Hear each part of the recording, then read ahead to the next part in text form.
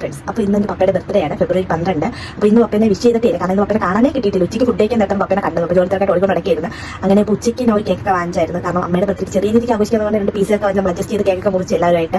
അപ്പോഴത്തേക്കും അമ്മയെ പ്ലാൻ ചെയ്തത്, ചേച്ചി കൊണ്ടായിട്ട് അപ്പഴേ പ്ലാൻ ചെയ്തതാണ് പപ്പയുടെ ബർത്ത്ഡേക്ക് എന്തായാലും ചെറിയ കേക്കിങ്ങനെ വാങ്ങി നമുക്ക് എല്ലാവർക്കും മുറിക്കണമെന്ന്. പക്ഷേ ചേച്ചി ഇപ്പോൾ ഇല്ല, ചേച്ചി അറിയാൻ വീട്ടിൽ പോയി. ഞാനും അമ്മയും പപ്പയും മാത്രമേ ഇപ്പോൾ വീട്ടിലുള്ളൂ. അപ്പോൾ ഇന്നലെ ഉച്ചയ്ക്ക് വാങ്ങിച്ച് മുറിക്കാമെന്ന് വിചാരിച്ചു, പപ്പ ഫുഡ് കഴിച്ച് ഉടനെ പോയി, സമയമില്ലെന്ന്. അപ്പോൾ ഞാൻ വിചാരിച്ചു എന്തായാലും വൈകുന്നേരം വരുമല്ലോ, അപ്പോൾ നമുക്ക് മുറിക്കാമെന്ന് പറഞ്ഞാൽ അമ്മയുടെ കുറേ പ്ലാൻ ചെയ്തിരിക്കുന്നു.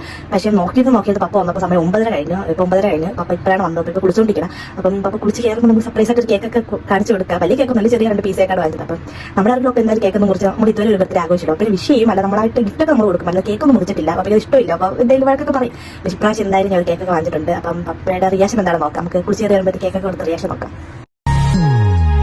Happy birthday to you.